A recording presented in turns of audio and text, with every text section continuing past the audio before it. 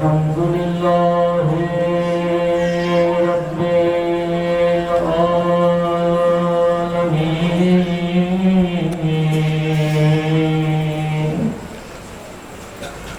الحمد لله كما هو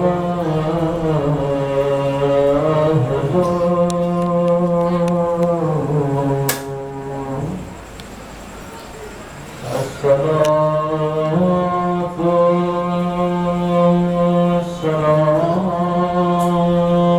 والسلام على سيد المرسلين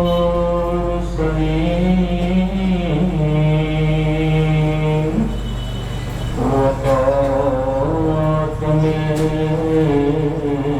النبيين أبي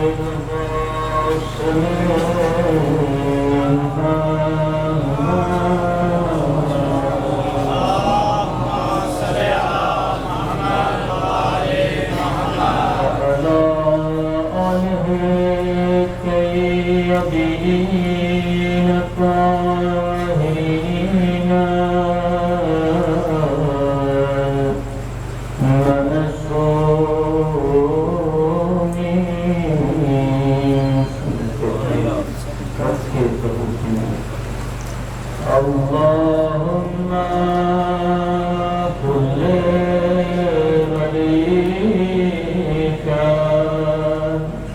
حجة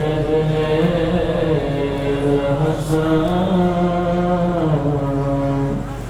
صلواتك عليه وعلى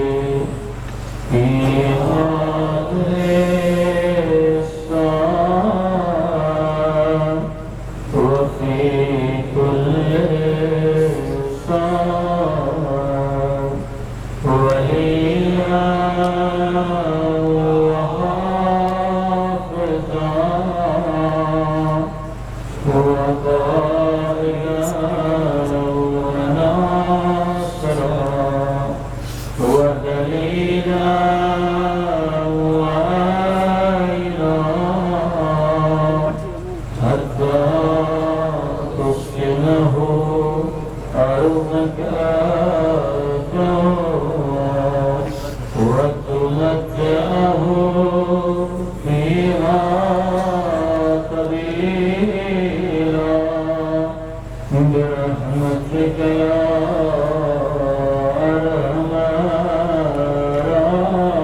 الراحمين صلى الله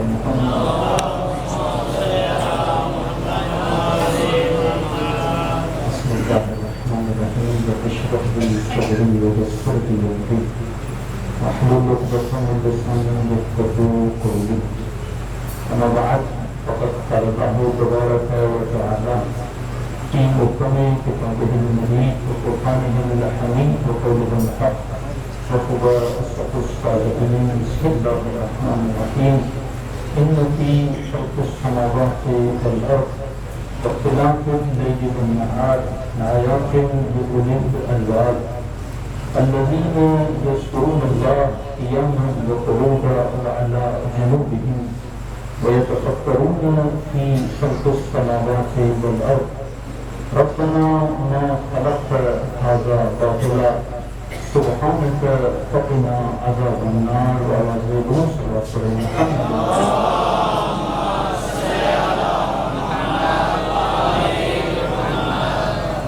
پروردگار اعظم آپ مومنوں کی عزاداری ماتمداری تو سالاری اپنی بارگاہ عالی میں قبول فرما دے. جس مقصد سے یہ فرش عزا بچھایا گیا ہے ان مقاصد میں بھی ہم سب کو کامیابی اور کامرانی عطا کرے.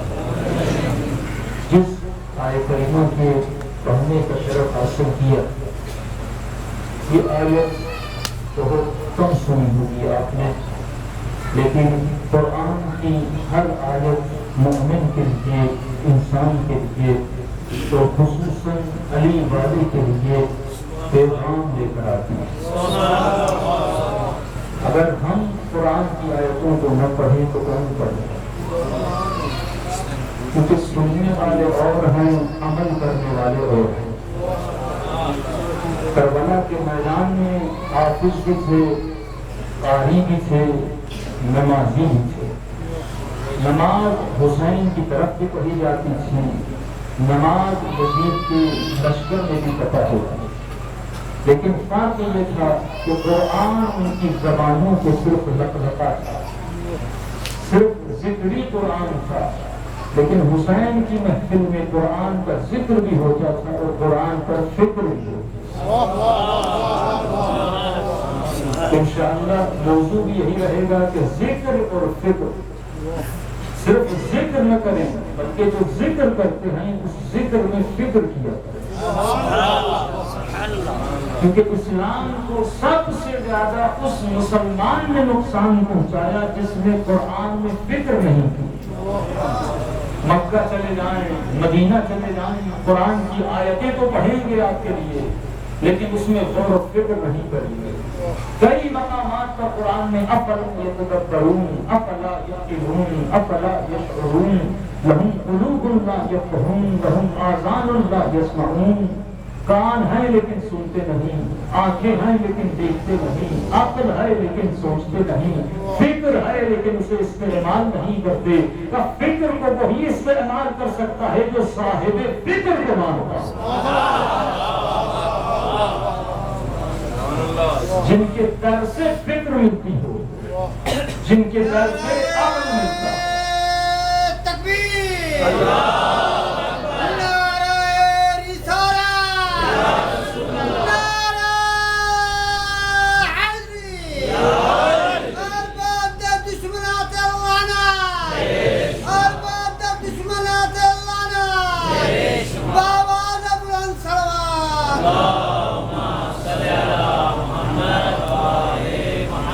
تو صرف ذکر کافی نہیں ہے بلکہ فکر بھی کرنا ہے۔ ہوں کرنے والے اور ہیں، لیکن اس ہوں کی بات پر عمل کرنے والے اور ہیں۔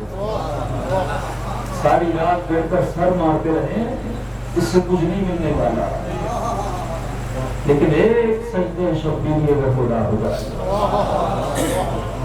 نمازیں تو بہت ساروں نے پڑھی نا، لیکن خدا نے اگر زکات قبول کی تو رکوع میں علی کی، اگر کربلا میں کسی کا سجدہ قبول کیا تو حسین ابن علی کا۔ فرماتے ہیں خیرات بہت دیتے تھے، لیکن خدا خیرات کو نہیں دیکھتا، خیرات دینے والے کو دیکھتا۔ لوگوں نے جب دیکھا کہ مولا علی کی فضیلت میں سورہ دہر کی آیتیں اتری، علی کی صحابت کو دیکھ کر انہوں نے بھی خیرات دینا شروع کر دیا۔ سب خدا خیرات کو نہیں دیکھتا، یہ دیکھتا ہے کہ وہ آٹا جو گھر میں آیا ہے علی نے کس محنت سے لایا ہے۔ خدا یہ دیکھتا ہے کہ کس محنت سے زہرا نے اس آٹے کو گوندا ہے، کس محنت سے اس گندم کو بیوی نے چکیوں میں پیسا ہے۔ خدا صاحب نیت کو دیکھتا ہے، خیرات کرنے والے کی نیت کو دیکھتا ہے۔ دنیا خیرات کو دیکھ رہا تھا لیکن خدا زہرا کی نیتوں کو دیکھ رہا تھا۔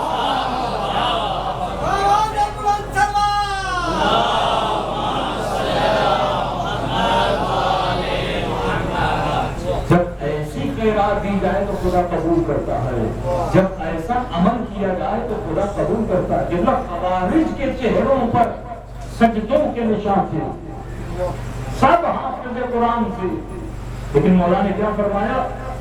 امام فرماتے مجھے سب سے زیادہ جسے مارنے میں تکلیف ہوئی وہ خوارج تھے، کیونکہ زبانوں پہ قرآن، ماتھوں پہ سجدوں کے نشان، لیکن ذہن فکر سے آئے تھے۔ اگر فکر کرتے کبھی حق کے ایمان کو نہ چھوڑتے۔ آج مسلمان در بدر بھٹک رہے ہیں، آج امت مسلمہ خار و ذلیل کیوں ہے؟ کیونکہ فکر سے دور ہو گئی، جب سے مسلمانوں نے فکر کو چھوڑا اور فکر کرے اہل بیت پہ ملتی ہے، جب ان کے دروازے پر گئے تو مولا جی فرماتے ہیں اب انہیں اس بات کی بھی شناخت نہیں، اگر کوئی کہہ دے یہ اونٹنی فلاں کی ہے تو اس کا جو نجس پیخانہ ہے اسے بھی چومنے کے لیے تیار ہو جاتے ہیں۔ اگر فکر ہوتی تو کبھی نجاست کے قریب نہیں جاتی۔ فکر ہے تو انسانوں کے ذہنوں کو پاک کرتی ہے۔ اب سنیے قرآن کی آیت کے ترجمے کی طرف چلتا ہوں۔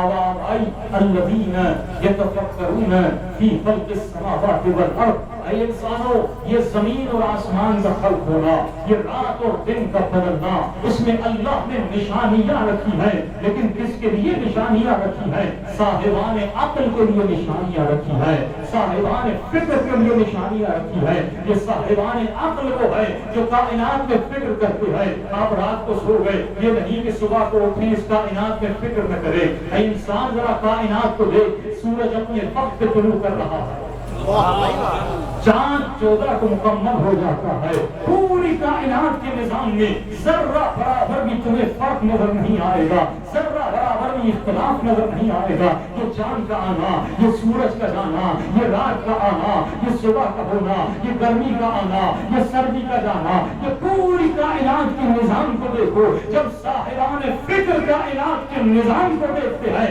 کہ نظام کو دیکھنے کے بعد کہتے ہیں اس نظام کو بنانے والا کوئی منظم موجود ہے۔ اگر منظم نہ ہوتا تو کائنات کا نظام بن نہیں سکتا تھا کہ مولا امام جعفر صادق علیہ السلام مجالس میں تفصیل سے بیان کروں گا، لیکن دو اشارے کرتا ہوا چلو۔ امام فرماتے ہیں اے مفضل تو نے دیکھا نہیں اللہ نے انسان کو فکر کی طاقت دی ہے، عقل کی طاقت دی ہے کہ مفضل بال تیرے چہرے پر ہیں لیکن یہ بال زبان پر اللہ نے نہیں دیے۔ اگر خدا بالوں کو زبان پر دیتا تو کھاتا کس طرح؟ آنکھ کا پانی نمکین ہوتا ہے، منہ کا پانی شیرین ہوتا ہے، میٹھا ہوتا ہے۔ اگر منہ کا پانی نمکین ہوتا تیرا منہ خشک ہو جاتا، اگر آنکھ کا پانی نمکین نہ ہوتا تیری آنکھیں خشک ہو جاتی، کیونکہ آنکھ کا گولا چربی سے بنا ہے، نمکین پانی دیا ہے ہمیشہ نم رہے۔ منہ کا پانی میٹھا ہے تاکہ انسان تجھے کھانے میں تکلیف نہ ہو۔ فرمایا اے انسان تو نے دیکھا نہیں جب تو اپنی ماں کی شکم میں ہوتا ہے اللہ نے تجھے 3 پردوں کے درمیان رکھا ہے۔ ایک شکم کا پردہ ہے، ایک بچہ جس پردے میں ہوتا ہے اس کا پردہ ہے، اور جس تھیلے میں بچہ ہوتا ہے اس پردے میں ہے۔ اللہ نے کہا دیکھو خدا نے کس طرح تیری حفاظت کی۔ اے انسان جب تو ماں کی شکم میں ہوتا ہے مولا فرماتے ہیں جو خون نجس ہے لیکن اسی خون کو اللہ نے بچے کی غذا میں تبدیل کر دیا۔ جب یہ بچہ شکم سے باہر آتا ہے اس خون کو خدا ماں کے دودھ میں پاک بنا کر اس کی غذا میں تبدیل کر دیتا ہے۔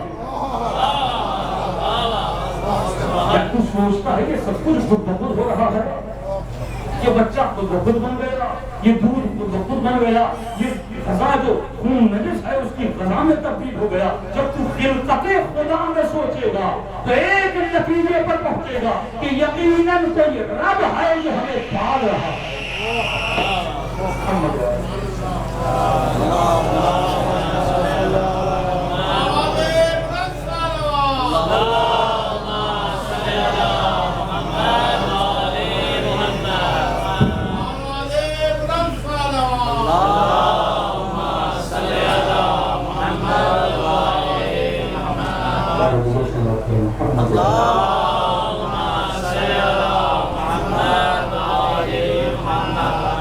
جب ہم نے مان لیا کہ ہمارا کوئی رب ہے، کوئی بنانے والا، پہلے اللہ کی ربوبیت کو مانا۔ آج لوگ گناہ کیوں کرتے ہیں؟ آج لوگ لا الہ الا اللہ کا کلمہ کو پڑھ رہے ہیں لیکن پھر بھی گناہوں میں، پھر بھی نافرمانی میں۔ کیوں؟ کیونکہ ہم نے خدا کو آج تک رب نہیں مانا۔ رب ہے کیا؟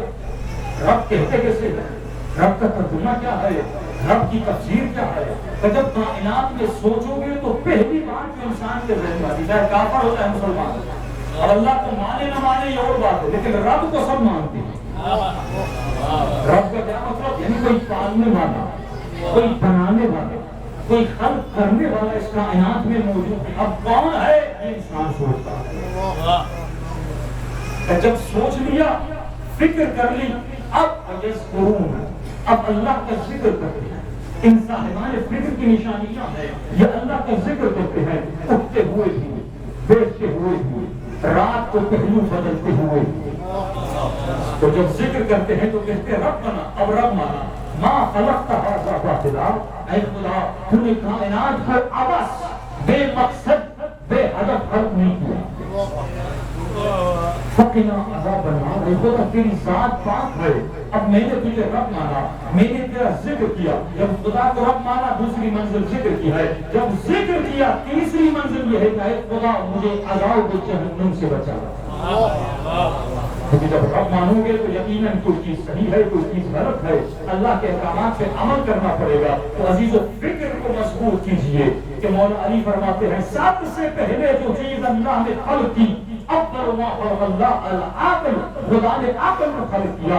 عقل کہا دور ہو گیا، عقل دور ہو گئی، کہا ادبر دور ہو گیا، کہا نزدیک آ گیا، عقل نزدیک آ گئی، دور ہو گئی. امام سے پوچھا گیا مولا یہ نزدیک آنے کا کیوں کہا، یہ دور جانے کا کیوں کہا، پھر نزدیک آنے کا کیوں کہا؟ مولا فرماتے ہیں اس لیے کہا گیا کیونکہ سب سے عقل کو جو پہلی منزل عطا کی گئی وہ اطاعت کی منزل تھی. کہ خدا دیکھیں کہ عقل کچھ مانتی بھی ہے کہ نہیں، کہ میں سے کہتا ہوں دور ہو جا، دور ہو جائے، میں سے کہوں نزدیک آ جا، نزدیک آ جائے. تو فکر کی سب سے پہلی منزل ہے اطاعت. انسان فکر مضبوط تب کر سکتا ہے جب مطیع بنے، تاکہ اطاعت کرے. ایک مثال دیتا ہوا چلوں، جن لوگوں کی فکر مضبوط نہیں، جو ابھی تک بالغ نہیں ہوئے، توجہ میری طرف کریں گے، لاؤڈ سلامات تو آتی رہیں گی. چھوٹی سی مثال، جب انسان بالغ ہوتا کتنا سے شادی کا بڑا شوق ہوتا ہے. اکثر نوجوان جن کو تربیت نہیں، کبھی کسی کالج کے کنارے کھڑے ہو گئے، کبھی کسی اسکول کے کنارے کھڑے ہو گئے، صرف ایک نگاہ کی لذت کے لیے 2 گھنٹے ناپ پڑا. تو میں نے دیکھا اتنے دنوں میں ناپ کے میں نے 14 منٹ کے دیکھا. فکری طور پہ بالغ نہیں، گیا حج پر ہے لیکن ناپ گیموں کی طرح ہے. اتنی دیر میں بھائی کوئی ذکر کرتے، قرآن پڑھتے، اللہ کا نام لیتے، لیکن نہیں. دوسرا شخص آیا وہاں سے، یہ زمانے کی بات ہے کہ بھائی یہ مسجد حرام کے میں نے چکر لگائے، وہاں پر 722 لاؤڈ تھا. بھائی آپ کو پتا کیسے چلا؟ پورے 3-4 تک کے اوپر نیچے گیا، لاؤڈوں کو بنا 722 لاؤڈ. اتنا بے وقوف، اس سے بہتر تھا کہ پورا طواف کر لیتے. فکر نہیں ہے نا. اسی طرح لوگ لالچ پر جاتے ہیں لیکن اپنا ٹائم ضائع کرتے ہیں گھومنے میں پھرنے میں. گلیاں دیکھی کیسی ہیں، روڈ دیکھی کیسے ہیں. حسین سامنے ہے لیکن یہ کربلا کی گلیاں گھوم رہا ہے. نجف جاتے ہیں، شاپنگ میں ٹائم ضائع کرتے ہیں، کپڑوں میں ٹائم ضائع کرتے ہیں، پورا دن ہوٹل میں گزارا. واقعی میں اگر کاپی اٹھا لیں کہ آپ 10 دن کربلا میں رہے اور کاؤنٹ کریں کتنے گھنٹے امام حسین کے پاس رہے. اگر 100 گھنٹے ہیں تو 100 گھنٹے میں سے شاید ہی ہم 8-9 گھنٹے امام کے ہم ہوتے ہیں، یا ہوٹل میں، یا چائے بنانے میں، یا کھانا پکانے میں. پورا ٹائم اسی میں ضائع کر دیتے ہیں کیونکہ یہ انسان فکری طور پر بالغ نہیں ہوا. اگر انسان فکری طور پر بالغ ہوتا ہے تو کیسے کام نہیں کرتا. ملتا ایک شخص جو بیوقوف کا قرآن بھی فرماتا ہے کہ یا الذین آمنوا، کچھ لوگ ایسے ہیں جو ایمان تو لائے ہیں لیکن افلا یعقلون، ابھی تک عقل ان کے وجود میں نہیں آئی. عقل سے انہوں نے استفادہ نہیں کیا. اور مت ایک شخص تھا، اسے کہا تم نے بہت ساری نیکیاں کی، اللہ تمہاری 3 حاجتیں قبول کرنا چاہتا ہے. پتہ کون سی حاجت ہے؟ اب فکر سے آ رہی ہے، عقل سے آ رہی ہے. تو میری سب سے پہلی حاجت یہ ہے کہ میری بیوی، میری زوجہ دنیا کی خوبصورت ترین عورت پر ہے. حاجت کر کے واپس گئے، پورے محلے کے لوگ اس کے دروازے پر کھڑے ہیں. خوبصورت ترین عورت بن گئی کائنات. جیسے گھر سے باہر آتی لوگ پریشان ہو جاتے، اتنی حسین عورت، اور اس کی غیرت کھولی. کبھی بھی باہر نکلتی پورا محلہ آ جاتا ہے دیکھنے کے لیے جیسے کوئی زیارت ہو رہی ہو. اس نے کہا خدایا میری دوسری حاجت یہ ہے کہ میری بیوی کی شکل ایسی ہو جائے کوئی میری بیوی کی طرف نہ دیکھے. اب گھر گیا، ناک ٹیڑھی ہو گئی، چہرہ پھر گیا، اب خود بھی نہیں دیکھ سکتا تھا اسی شکل کے ساتھ. دعا کہ خدایا جیسے پہلی بیوی تھی ویسی اس کی شکل کر دے. تینوں دعائیں اس میں ضائع کر دی. ہمارا بھی یہی حال ہے، مجلس ہوتی ہے دعائیں کون سی مانگتی ہے. ہمارے انسان کی فکر کو اگر دیکھنا ہے تو دیکھو یہ دعائیں کون سی کرتا ہے. سائیکولوجیکل ایشو ہے. اگر انسان کی شخصیت کو پہچاننا ہے, اگر انسان کے وجود کو پہچاننا ہے, سب سے پہلے یہ دیکھو اس کی دعا کیا ہے. آپ کسی بھی شخص کو لائیے, 12 پوائنٹس میں آپ کو بتاؤں گا اس کا مزاج کیا ہے, اس کی شخصیت کیا ہے, یہ سوچتا کیا ہے, اس کے ذہن میں کیا ہے, پتہ چل جاتا ہے. سب سے پہلے اس کی موبائل کو اٹھائیے, دیکھیے فوٹو کس چیز کے پڑے ہوئے ہیں. آج کل ہم بڑے پاسورڈ لگاتے ہیں, اتنا موبائل کو لاک کر کے چلیے سیکورٹی اچھی ہے, کسی نامحرم کے ہاتھ نہ پڑ جائے, لیکن فرمایا کہ کسی انسان کو جاننا چاہتے اس کی موبائل میں دیکھو تصویریں کس کی ہیں. اگر کربلا کی تصویریں ہیں تو مزاج کربلائی ہے. اگر فرامین امام پڑے ہوئے ہیں تو مزاج وہی ہے, لیکن تصویریں کسی اور کی ہیں تو مزاج وہی ہے. تو دیکھو پتہ چل جائے گا. دوسری چیز دیکھو اس کے دوست کون سے ہیں, کس جگہ پہ جانا پسند کرتا ہے, کیا باتیں بولتا ہے. ورنہ شب قدر دعا مانگنے ایک شخص کو کہا گیا کہ جب یا رب کو کہے یا اعمال ہوتے ہیں نا, بک یا اللہ, بک یا محمد, بک یا علی, بک یا فاطمہ, یہ سارے اعمال ہوتے ہیں. تو دعائیں کیا کر رہا تھا, خدایا مجھے آواز اچھی دے. کوئی دعا کرتا خدایا, دنیا کی دعائیں انسان کرتے ہیں, اس کی دعاؤں سے پتہ چلتا ہے کہ یہ انسان سوچتا کیا ہے, اس انسان کی فکر کیا ہے. عزیزو اگر دعاؤں کو دیکھنا ہے تو صحیفہ سجادیہ کو دیکھنا ہے. اگر علی کی فکر کو جاننا ہے تو نہج البلاغہ کا مطالعہ کریے. اگر اہل بیت کی زندگی کو جاننا ہے, ان کی فکر کو دیکھنا ہے, ان کے عمل اور سیرت کو دیکھنا ہے, وہاں سے ان کی فکر کا پتہ چلتا ہے کہ مولا امام سجاد کیا دعا کرتے ہیں کہ اے خدا ہمیں عجب کی نجاست سے بچا. یہ نجاست ایسی ہے جو انسان کے فکر کو نجس کر دیتی ہے. یہ نجاست ایسی ہے جو انسان کی عبادتوں کو تباہ و برباد کر دیتی ہے. ہم نے زبان سے تو کلمہ پڑھا لیکن عمل سے ابھی تک علی والے نہیں بنے. ہم نے زبان سے تو یا حسین کہا, ذکر لسانی تو کر رہے ہیں لیکن ذکر قلبی کی منزل تک ابھی تک نہیں پہنچے. ذکر قلبی کب پہنچتا ہے؟ فرماتے جب ایمان تمہاری زبان اور قلب میں داخل ہو جائے. صلی اللہ علیہ وسلم. اللہم صلی علی محمد و آل محمد.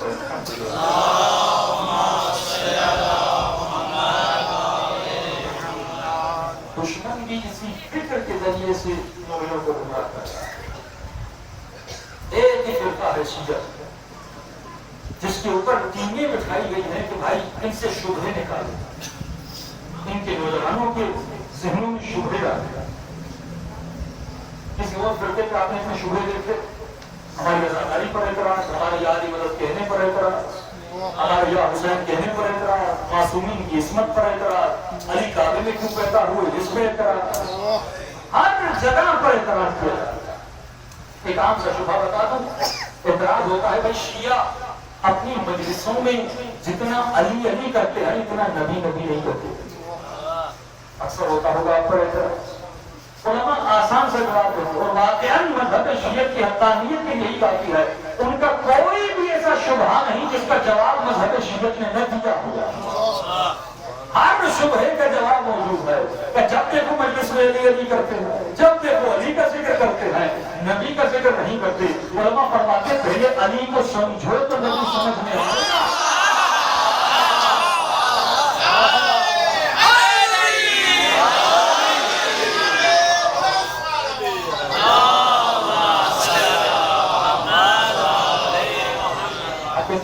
کل پڑھوں گا نبی فرماتے یا علی تیری منزل میرے منزل کے قریب کیا ہے, رأس من البدن, علم رسالت کا بدن ہوں تو رسالت کا سر ہے. اب یہ دیکھو عقل سر میں ہوتی ہے, آنکھیں سر میں ہوتی ہیں, جب تک عقل کو نہیں سمجھو گے تو رسالت کا بدن کیسے سمجھ میں آئے گا. علی عقل رسالت ہے, علی چشم رسالت ہے, علی زبان رسالت ہے, علی رسالت کے کان ہے. بھائی جب تک علی سمجھ میں نہیں آئیں گے تب تک رسول سمجھ نہیں آئیں گے. ہم علی کی سخاوت پڑھتے ہیں تاکہ نبی کی سخاوت سمجھ میں آ جائے. ہم مولا کی عصمت کو بیان کرتے ہیں تاکہ نبی کی عصمت بیان ہو جائے. ہم مولا علی کا انصاف پڑھتے ہیں تاکہ نبی کا انصاف سمجھ میں آ جائے. ہم شجاعت علی کو بیان کرتے ہیں تاکہ نبی کی شجاعت سمجھ میں آ جائے. کہ سب نے سنا کہ خیبر و خندق کے میدان میں وہ دروازہ جسے 70 لوگ کھولا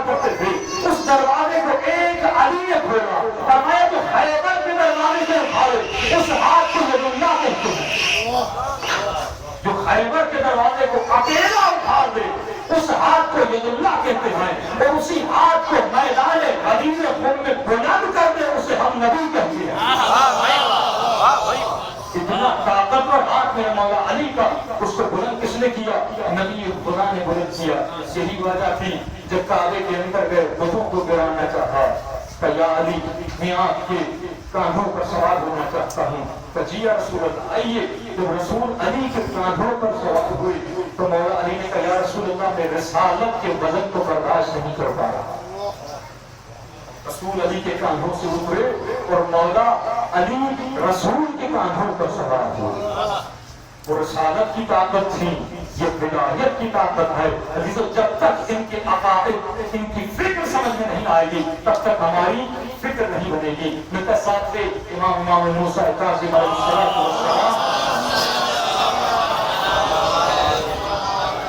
مولا کے زمانے میں جس طرح آج لوگ گمراہ کرتے ہیں، فکری اعتبار سے شبہ ڈالتے ہیں ہمارے ذہنوں میں، اس زمانے میں ایک شخص تھا، وہ بازار میں آیا، امام کا صحابی چوکا ہوا امام کے پاس ہے کہ مولا ایک شخص آیا ہے مومنوں کے ذہنوں کو گمراہ کر رہا، ان کی فکروں کو تباہ کر رہا. تو اچھا کیا کر رہا کہ مولا لوگ جو پوچھتے ہیں وہ بتا دیتا ہے. جو کس طرح اگر کسی کے ہاتھ میں کچھ ہے وہ بتا دیتا ہے، اگر کسی کے جیب میں کچھ ہے وہ بتا دیتا ہے، اگر کسی نے کچھ چھپایا وہ بتا دیتا ہے. اتنا علم اس کے پاس. امام فرماتے اچھا مجھے لے چل اس کے پاس. بولا آپ کو پہچان جائے گا تو پھر کیا کرے؟ امام نے فرمایا گھبراؤ مت، میں چہرے پہ نقاب لگا دیا. جس طرح راتوں کو اندھیروں میں مولا نقاب لگا کے خیرات کیا کرتے تھے، کا نقاب لگا کر مولا گھر سے نکلے. راستے میں ایک درخت تھا، اس درخت کے اوپر کسی پرندے کا گھونسلہ تھا. وہاں سے امام نے ایک انڈا اٹھایا، انڈا اپنے ہاتھ میں رکھا اور چلے مجمع کی طرف. دیکھا واقعہ اکثر لوگ مزہ لینے کے لیے آتے ہیں، بعض اوقات لوگ گمراہی کے لیے آتے ہیں، لیکن بعض اوقات لوگ کام اس لیے کرتے صرف مزے کے لیے. یہاں پر کوئی بندر لے کر آ گیا، آپ کھڑے ہو گئے مزے کے لیے. اسی لیے اسلام میں وہ ڈرامے جو حلال ہیں لیکن ان کو بھی حرام کیا ہے، کیونکہ ہم دیکھتے ہیں مزے کے لیے لیکن نتیجے میں جو کام ہوتا ہے وہ انسان کو گمراہ کر دیتا ہے. 30 سیریل کا جو ڈرامہ ہے، 30 قسمیں آپ دیکھیں گے 30 گھنٹے، اس میں ظاہر ہے تو کچھ نہیں ہوگا، لیکن جب نتیجہ ملے گا وہ نتیجہ باطل ہوگا. وہ یا خواتین کو بدحجاب بنائے گا یا بے حیا بنائے گا یا مردوں کو بے غیرت بنانے کا نتیجہ ہوگا. اسی طرح لوگ مزے کے لیے آئے تھے، ہم تو گمراہ نہیں ہوگا، ہم تو مسلمان ہیں، لیکن وہ سارے کام کر کے آخر میں جو نتیجہ دے رہا تھا وہ گمراہی کا نتیجہ تھا. پہلے کسی نے پوچھا میرے جیب میں کیا ہے؟ اس نے آپ کی جیب میں، میرے ہاتھ میں کیا ہے؟ میرے کنارے میں کیا یہ ہے؟ آپ نے کہتا ہوں دیکھو میرے پاس اتنی طاقت ہے تو میرے مذہب میں اتنی طاقت ہے تو میرا مذہبی اختیار کر لو. اس طرح لوگوں کو گمراہ کرتا تھا. امام مجمع کے اندر چلے گئے، بیچ سے آواز دی کہ میرے ہاتھ میں کیا ہے؟ لوگ سب امام کی طرف متوجہ ہوئے. اب سب کے جواب برابر دیتا تھا، یہاں سوال یہاں جواب، یہاں سوال یہاں جواب. لیکن امام نے سوال کیا کہ سوچنے لگا، فوراً جواب نہیں دیا تو سارے لوگ امام کی طرف متوجہ ہوئے. بھائی یہ کون ہے جس نے سوال کیا؟ وہ جو فوراً جواب دیتا تھا اب سوچ رہا ہے. سوچنے کے بعد کہا آپ کے ہاتھ میں انڈا. کسی کو رکھتے سوال میں امام نے کہا تجھے کیسے پتا چلا کہ میرے ہاتھ میں انڈا ہے؟ تو مجھے پتا نہیں چلا تھا کہ آپ کے ہاتھ میں کیا ہے. اللہ جانے آپ کے ہاتھ میں کون سی طاقت ہے کہ میرا علم وہاں پر ختم ہوگا. میں نے دیکھنا کہا لیکن نظر نہیں آیا. تب پھر تجھے کیسے پتا چلا؟ کہا میں کچھ منٹ کے بعد اپنے اطراف کی ساری چیزوں کو دیکھتا ہوں، جو پتھر ہیں، جو پرندے ہیں، جو بھی چیز میرے اطراف میں پڑی ہوئی ہے، کوئی بھی چیز مجھ سے پوشیدہ نہیں ہے، چھپی ہوئی نہیں ہے. میں نے جب آپ کے ہاتھ میں دیکھنا کہا مجھے کچھ نظر نہیں آ رہا تھا. اب میں نے اپنی ساری اطراف کی چیزوں کو دیکھا، ہر چیز اپنی جگہ پر تھی، لیکن اس جگہ پر جو گھونسلہ تھا وہاں پر 2 انڈے تھے، 1 انڈا کم تھا. تو میں نے اندازہ لگایا اگر وہ انڈا درخت سے گرتا مجھے پتا چل جاتا زمین پر ہے، اگر کوئی کھا لیتا مجھے پتا چل جاتا اس کے پیٹ میں ہے، اگر کوئی اٹھا لیتا مجھے پتا چلتا کس نے اٹھایا ہے. لیکن نہ گرا تھا، نہ کسی نے کھایا تھا، نہ کوئی اٹھانے والا نظر آیا. تو میں نے یقین لگا لیا کہ آپ کے ہاتھ میں کوئی اور چیز نہیں ایک انڈا ہو سکتا. امام نے فرمایا مسلمان ہو. تو بھائی کرامت میں دکھاؤں اور مسلمان میں ہو جاؤں. میں نے بتایا آپ کے ہاتھ میں کیا ہے اور آپ کہتے ہیں میں مسلمان ہو جاؤں. امام نے اچھا یہ بتا تجھے طاقت کیسے ملی؟ کہا میرے مذہب کا اصول قانون ہے کہ جو چیز نفس کہے اسے نہ کہو، دل کی بات تو نہ مانو، جو اندر کا آواز ہے اس کا انکار کر دو۔ میری پوری زندگی جو کچھ میرے نفس نے کہا میں نے اسے نہیں مانا، اور اس کے بدلے میں مجھے یہ طاقت ملی، اس کی ریاست کے بدلے میں یہ طاقت ملی۔ امام نے کہا اچھا یہ بتا، جب میں نے تجھے یہ کہا تھا کہ مسلمان ہو جا، تیرے نفس نے تجھے کیا کہا تھا؟ جب میں نے تجھے کہا کہ مسلمان ہو جا تجھے فوراً نہ کہہ دیا، تیرے نفس نے کیا کہا تھا؟ کہ میرے نفس نے کہا تھا خبردار مسلمان مت بننا، خبردار اسلام کو مت لانا، کہ تو اپنے اصولوں کے خلاف چل رہا ہے۔ تیرا اصول تو یہ ہے جو نفس ہے اس کے الٹ ہے، کہ ہاں میں نے پوری زندگی اپنا اصول نہیں توڑا، مجھے مسلمان بننا ہے، مجھے کلمہ پڑھنا ہے۔ امام نے کہا آ جا، اپنی دربار میں لے گئے، اسے کلمہ پڑھایا، مسلمان بن گیا۔ امام نے عقائد سکھائے، احکام سکھائے، سارے اسلام سکھا دیا، ایمان کا مضبوط ہو گیا۔ اب امام کی دربار میں آتا ہے، خدمت میں آتا ہے، کہتا مولا ایک سوال ہے، عجیب کیفیت سے گزر رہا ہوں۔ کہ کون سی کیفیت ہے؟ کہ مولا جب مسلمان نہیں تھا، اگر کوئی پوچھتا تو میرے ہاتھ میں کیا ہے میں بتا دیتا تھا، لیکن جب سے مسلمان ہوا ہوں اب مجھے پتا ہی نہیں چلتا کسی کے ہاتھ میں کیا ہے۔ وہ ساری کرامت چلی گئی، وہ سارے معجزے چلے گئے۔ مگر اسلام کے آنے سے تو فائدہ ہونا چاہیے تھا، لیکن یہ تو مجھے نقصان ہو گیا۔ امام فرماتے ہیں سن اے علی کے ماننے والے، سن اے اہل بیت کے ماننے والے، جب تو مسلمان نہیں تھا، کافر تھا، لیکن تو نے اسلام کے اصول پر عمل کیا تھا۔ خدا عادل ہے، عادل پر بیٹھا ہوا ہے، کسی بندے کے ساتھ ناانصافی نہیں کرتا۔ تجھے اجر تو دینا تھا نا، خدا نے آخرت میں تجھے اجر نہیں دینا تھا کیونکہ تو کافر تھا، وہاں تجھے جہنم میں ڈالنا تھا۔ اللہ نے تیرا سارا اجر دنیا میں رکھ دیا، اور دنیا کا اجر محدود ہوتا ہے، لیکن اب تو علی والا بن گیا ہے۔ خدا تجھے محدود اجر سے نکال کر لا محدود اجر میں ڈالنا چاہتا ہے۔ تیرا سارا اجر خدا تجھے آخرت میں دے دے گا۔ اس لیے کہتا ہے امام کا صحابی تھا کہ جب مولا میں موت سے ڈرتا ہوں کیا کروں، موت کا خوف میرے دل سے نکل جائے۔ امام فرماتے ہیں پتہ ہے تو موت سے کیوں ڈرتا ہے؟ کیونکہ تیری ہر چیز دنیا میں پڑی ہے، تیری محبت، تیرا مال، تیرا گھر، تیرے بچے، تیری اولاد سب دنیا میں ہے۔ اگر تو چاہتا ہے کہ موت کا خوف تیرے دل سے نکل جائے، جو کچھ یہاں پر ہے وہاں بھیجنا شروع کر دے۔ اب اس نے گھر خیرات سب کچھ کرنا شروع کر دیا۔ غریب امام گزر رہے تھے، امام سے سامنا ہوا، امام کو کہا تھا موت کیسی ہے؟ کہتا مولا بتائیے مجھے موت کب آئے گی؟ کتنی موت کی تمنا؟ تو مولا دیکھنا چاہتا ہوں جو کچھ یہاں سے وہاں بھیجا ہے جا کر بنا کیا ہے۔ ہم نے وہاں کچھ بھی نہیں بھیجا، اسی لیے موت سے ڈرتے ہیں۔ مولا علی کی بڑی عجیب ہے، مولا فرماتے ہیں اگر ایک مہینے کے لیے تجھے بند کمرے میں ڈال دیا جائے تو رہ سکتا ہے؟ نہیں ہو سکتا۔ تنہائی سے انسان ڈرتا ہے، ایک مہینے کے لیے بند کمرے میں خود کو ڈالے، اندھیرے والی کوٹھری میں خود کو ڈالے، نہیں رہ سکتا۔ اور فرماتا ہے انسان پھر تو کیسے سوچتا ہے اور کیسے دنیا میں ہنس ہنس کے چلتا ہے جب تجھے پتا ہے تیرے رشتے دار تجھے بند اندھیری قبر میں ڈال کر چلے جائے۔ اس قبر کا تم نے نہیں سوچا، ایک بند کمرے میں لائٹ چلی جاتی ہے، انسان کتنا ڈرتا ہے، اندھیرے سے ڈرتا ہے، سانپوں سے ڈرتا ہے۔ اچھی سی مثال دیتے علماء فرمایا ہم نے اہل بیت کو اہل بیت کے معجزوں سے پہچانا، لیکن اہل بیت کی معرفت حاصل نہیں کی۔ عزیزوں خالی محبت جو بغیر معرفت کے وہ بت پرستی ہے۔ ایک ہندو جو کسی پتھر سے خالی محبت کرتا ہے لیکن اسے معرفت نہیں ہے کہ پتھر ہوتا کیا ہے، لیکن جان پتھر پہ دے رہا ہے، نظر و نیاز پتھر پر قربان کر رہا ہے، سب کچھ کر رہا ہے لیکن معرفت نہیں ہے۔ ہمارے رضا فرماتے خالی محبت خود پرستی ہے کہ محبت تو کرو لیکن اہل بیت کی معرفت نہ کرو، محبت تو کرو لیکن علی کی معرفت نہ کرو، محبت تو کرو لیکن امام حسین کی معرفت نہ ہو۔ فرمایا خالی محبت تمہیں نہیں بچائے گی، جہنم سے جو چیز انسان کو بچاتی ہے وہ معرفت ہے۔ معرفت سے اہل بیت کو مانو، معرفت سے امام حسین کو مانو۔ کربلا میں جتنے لوگ موجود تھے سب کے وجود میں معرفت تھی۔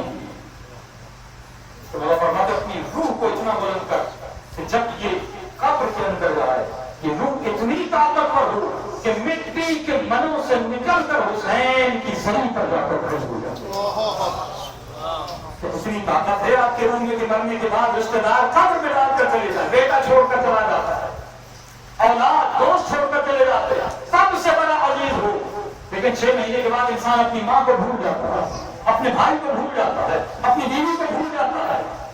और फरमाते कहते हैं रूह में इतनी ताकत है कि कब्र की मिट्टी के मनों से निकलकर हुसैन की कब्र तक जाकर पहुंचे। छोटा सा परिंदा है, उड़ने की तो ताकत है, लेकिन एक छोटा सा पत्थर उसके पर में बांध दीजिए, उड़ नहीं सकेगा। और फरमाते रूह को परवाज की ताकत है, लेकिन गुनाहों के पत्थरों ने उसे जकड़ कर जमीन को बिठा दिया। अगर परवाज करना चाहते हो, उड़ना चाहते हो, इन पत्थरों को अपने रूह से निकालो। जो भी ताकत अल्लाह ने आपको दी है, ये दोनों बढ़ती रहती है। अगर रूह को ताकतवर बनाना है तो हुसैनी बनो, अगर रूह को ताकतवर बनाना है तो रूह से नबी बनाओ, रूह अब्बास बनाओ, रूह परवर बनो, जिस्म परवर न बनो। हम पूरी जिंदगी जिस्मों की खिदमत करते हैं, लेकिन अपने रूह की खिदमत नहीं की। वहां फरमाते जब तक तो रूह को बुलंद नहीं करोगे, इंसान कभी कब्र के अजाब से नहीं बच सकते। सबने सुना कि दरबारे में मौला अली ने अजगर को बिछा दिया, भाई मौला ने बिछा दिया अली के मांगने वाले, इसी मजलिस में सांप आ गए, सबसे पहले मिला भागी। वो अली जो सांप को बिछा रहे, लेकिन अली का मांगने वाला एक सांप से डर उठा। हमारे वजूद में ये डर, हमारे वजूद में नफ्सानी बीमारियां, फरमाते नफ्स की बीमारियों के साथ जो बुजुर्ग होता है क़यामत के अज़ाब से नहीं बच सकता। इमाम ज़ैनुल आबिदीन की दुआ पढ़िए, दुआए कबूल उनका समाधि सब पर मुहम्मद व अली।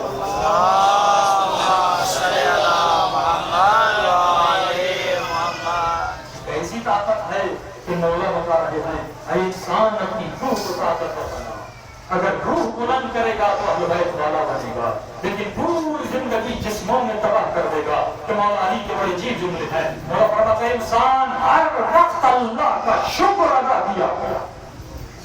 बेटा मर जाए शुक्र कर, औलाद मर जाए शुक्र कर, कर्जदार है शुक्र कर, हर हाल में अल्लाह का शुक्र कर। मौला क्यों?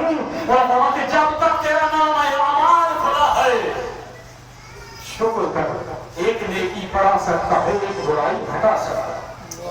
जब तक सांसें चल रही हैं शुक्र कर, लेकिन ऐ मोमिन जब मलकुल मौत को देखेगा, जब तेरी सांसें थक जाएंगी, अब नाम अमाल बंद हो गया, अब न कोई नेकी बढ़ सकती है, न कोई बुराई घट सकती है। और फरमाते हैं मोमिन शुक्र कर, कब्रिस्तान में जाकर देख, जो तेरे हम उम्र थे वो कब्रों में लेते हुए, जो तुझसे छोटे थे वो भी कब्रों में लेटे हुए हैं, जो तुझसे बड़े थे वो भी कब्रों में लेटे हुए हैं, जो जिस्मानी लिहाज से तुझसे ज्यादा तंदुरुस्त थे वो भी कब्रों में लेटे हुए हैं। लेकिन तू चल रहा है, फिर रहा है, हुसैन की मजलिस में आकर जिक्र अली कर रहा है। शुक्र कर, हर सांस जो निकलती है शुक्र कर। खुदा तुम्हें जिंदगी जिंदगी जिंदगी। पिछले मुहर्रम में कितने मोमिनीन इस मजलिस में मौजूद, आज नहीं है, लेकिन अल्लाह ने आपको जिंदगी अता की। ये जिंदगी क्यों दी? शुक्र करने के लिए। इन शकरतुम लअज़ीदन्नकुम, अगर शुक्र करोगे अल्लाह बढ़ाएगा। व इन कफरतुम व इन अज़ाबी लशदीद, लेकिन है बंदे अगर कुफरान में नेमत किया तो अल्लाह का अज़ाब बड़ा शदीद है। तो अल्लाह फरमाते ये कैसा अज़ाब है कि लोगों ने अली का साथ छोड़ दिया, हसन का साथ छोड़ दिया, करबला में खूफियों ने जो ज़बान से हुसैन को तो मानते थे, लेकिन तको तन्हा बीवी और बच्चों के साथ हुसैन ने अपने अली को छोड़ दिया, इमाम ज़ैनुल आबिदीन को छोड़ दिया। हमारे सारे इमाम शहीद होते गए। किबला में दूसरों की बात नहीं कर रहा, अपनों की बात कर रहा हूँ। जो अली वली अल्लाह कहते थे, जो इमाम को मानते थे, लेकिन जब इमाम पर वक्त आता था तो मौत के खौफ से इमाम को छोड़कर चले जाते थे। इसीलिए तो मेरे छठे इमाम ने कहा था, किसी ने इतराज किया मौला कयाम क्यों नहीं करते? इमाम ने फरमाया अगर करबला जैसे 21 शिया मेरे पास होते मैं क़याम करता, लेकिन ऐसे शिया नहीं है। इमाम का ज़हूर क्यों नहीं हुआ? फरमाते अगर 3 से 13 शिया पैदा हो जाए तो इमाम का ज़हूर हो सकता है। इमाम ज़माना का ग़ैबत कुबरा में जाना ये शियों के लिए एक अज़ाब के मुतरादिफ है कि हम अपने इमाम की ज़ियारत से महरूम। अरे दूसरे तो नहीं मानते, लेकिन हम तो मानते हैं ना। इसी ज़मीन पर इमाम मौजूद है कि मौला फरमाते हैं शियो तुम मुझे देखते हो लेकिन पहचानते नहीं हो। जब मेरा ज़हूर होगा हर शिया ये कहेगा अरे मैंने इसे तो देखा था, लेकिन अपने वक्त के इमाम को नहीं पहचाना था। عزیزوں اس سے بڑا عذاب ہو سکتا ہے کہ مولا موجود ہو لیکن زیارت سے محروم ہو، یہ اللہ کا عذاب ہے۔ تو اس خود قوموں نے اماموں کا شکریہ ادا نہیں کیا۔ امام تھے لیکن کسی کو زہر نہیں دی، امام تھے جتنی مظلومیت امام تقی علیہ السلام کی کہ ملونہ زہر دیتی ہے، 3 دن تک امام کا لاشا چھت پر پڑا رہتا ہے، 3 دن تک۔ کیا کوئی شیعہ نہیں تھا امام کی آواز پرسی کرتا؟ کیا کوئی شیعہ نہیں تھا امام کی لاش کو اٹھاتا؟ کیا مظلومیت ہے میرے ساتھ جو امام کی کہ جنازہ اٹھانے کے لیے 7 لوگ موجود نہیں ہیں؟ شیعہ تھے بھی جو، لیکن کسی کو موت کا خوف تھا، کوئی اپنی بیماریوں میں جھکڑا تھا۔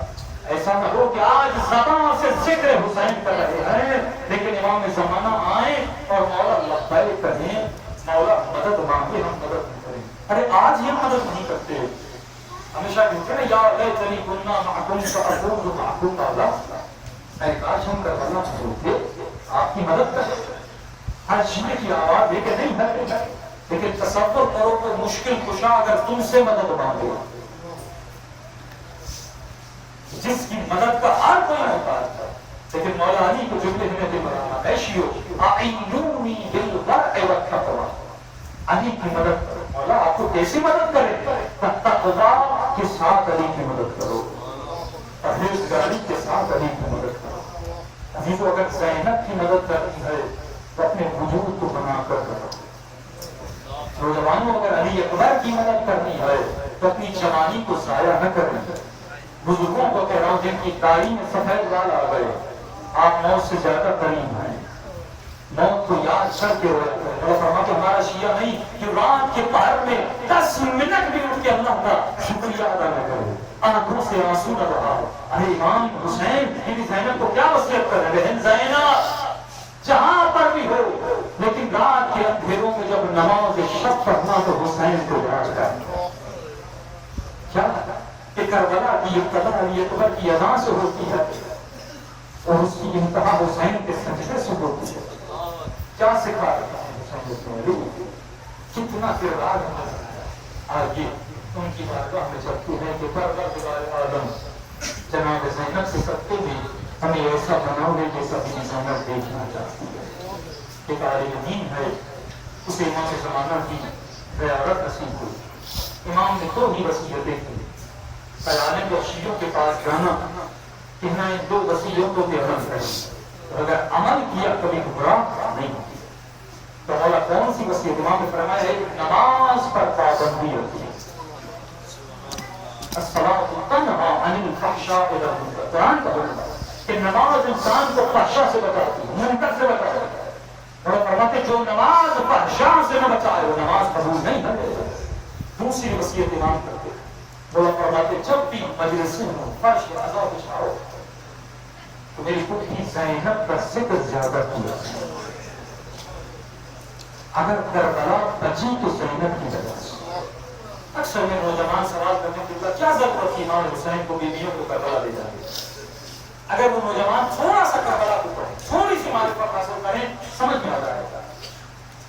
سارے مرد ذبح ہو چکے تھے، ایک سید سجاد بچے تھے، اور اگر زینب نہ ہوتی تو سید سجاد بھی شہید ہو جاتے۔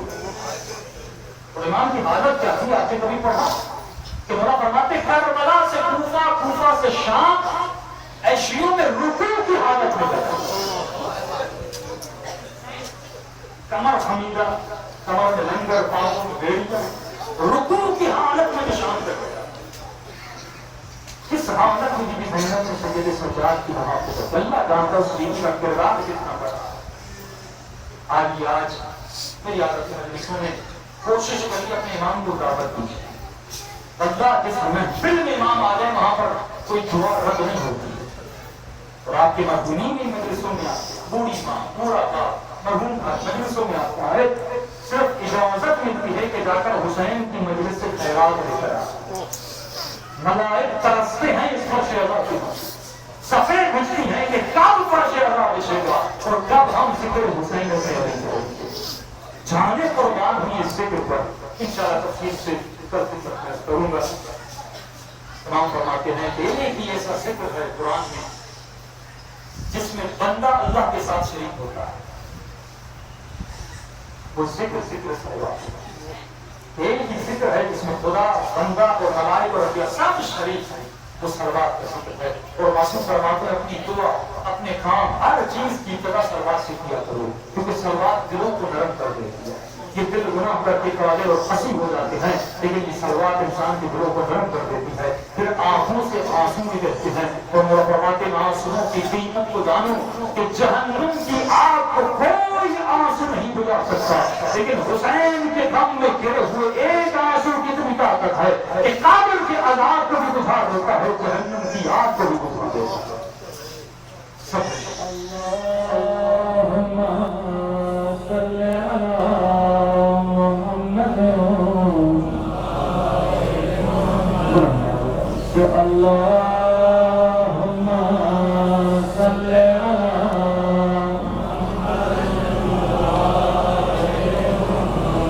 علی اللہم صلی علی محمد وأجل فرجهم وأجل فرجهم وأجل فرجهم وأجل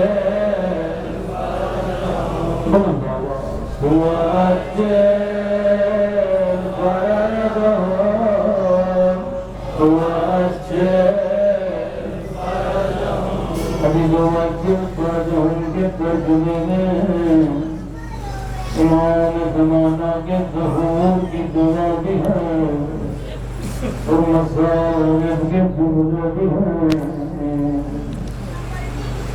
وجہ فرجهم یعنی عبارت سے خون علی اکبر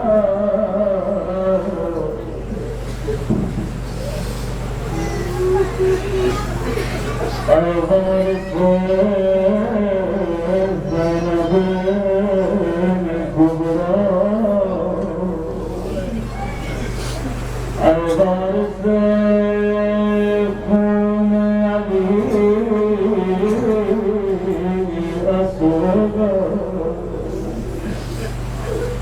امام زمانہ مولا کہو ہے ابھی دونوں میں زمانہ فرماتے ہیں ایسی جو ابن حسین میں رونے والوں تو حسین کی مجلس میں پانی روتا ہے، لیکن میں جب محرم آتا ہوں خون کے آنسو روتا ہوں۔ آئیے بسرور زمانہ کو برسو دے مولا امام زمانہ مجھے نہیں معلوم آپ کہاں ہے، مولا نجف میں ہے یا کربلا میں ہے، مولا شام میں ہے یا سکینہ کی صبر یا شاید مدینے میں زہرا کی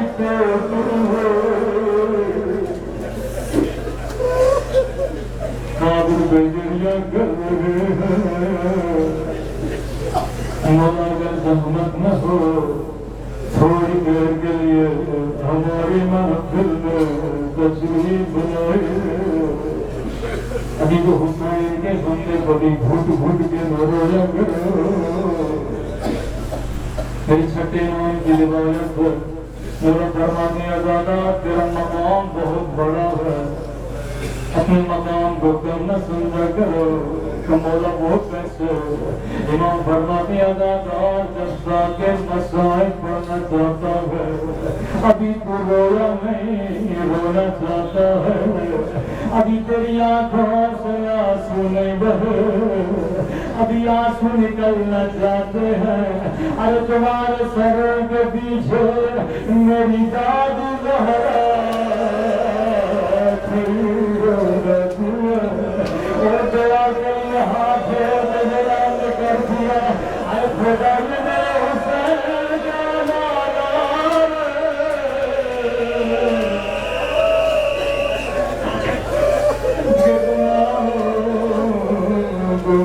دے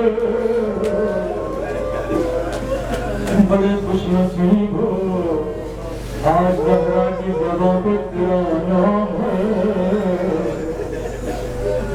لیکن میں اپنی طرف سے بیوی کو کچھ دینا چاہوں گا بیوی زہرا میں شرمندہ ہوں آج کی زبان پہ میرا نام ہے لیکن میری زبان پاک نہیں میرے ہاتھ پاک نہیں میں نے پوری زندگی آپ کی نافرمانیاں کی میں نے پوری زندگی آپ کے بیٹے مہدی کو دکھایا کبھی اپنے گناہوں سے کبھی اپنی خطا سے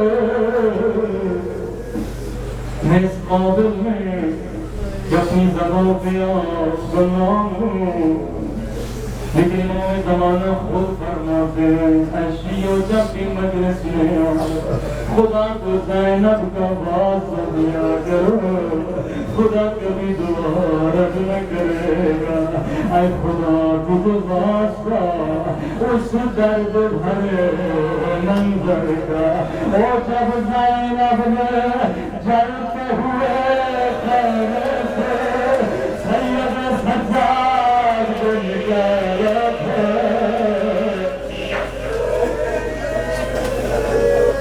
بڑی مظلومہ ہے میری بیوی زینب راوی کہتا ہے سادات کے خیموں کو آگ لگ گئے 11 محرم کا دن تھا جناب ہور کی بیوی نے پانی کا مشک لیا آ کر بیویوں کے درمیان رکھ دیا جیسے بیویوں کی نگاہیں مشک پہ پڑی کسی بیوی نے روکے کہا مشک تو آ گئی مگر کسی بیوی نے کہا مشک تو آ گئی مگر قاسم نہیں آئے کسی بیوی نے کہا مشک تو آ گئی مگر علی اسرار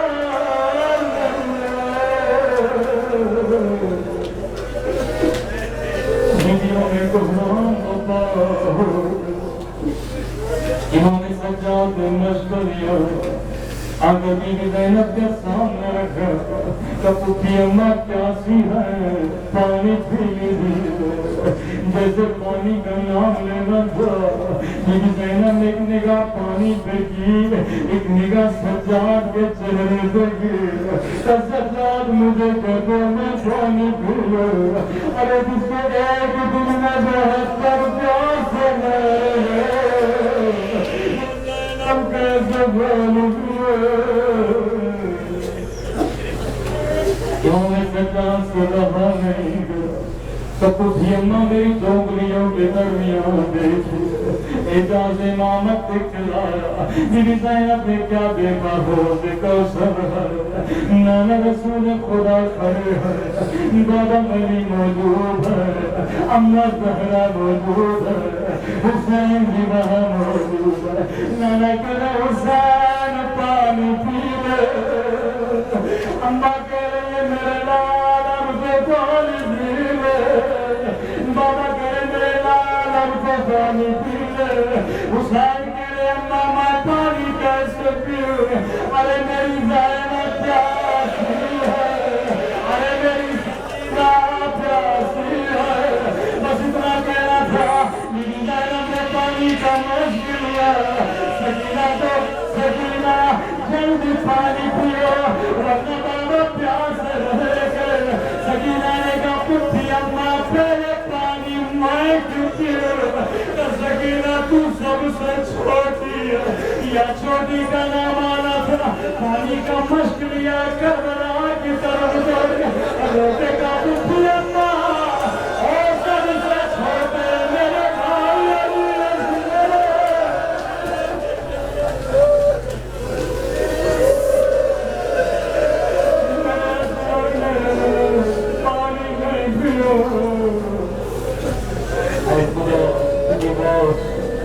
سادات مظلومیت دیوار سبھی کی محنت کی پیاس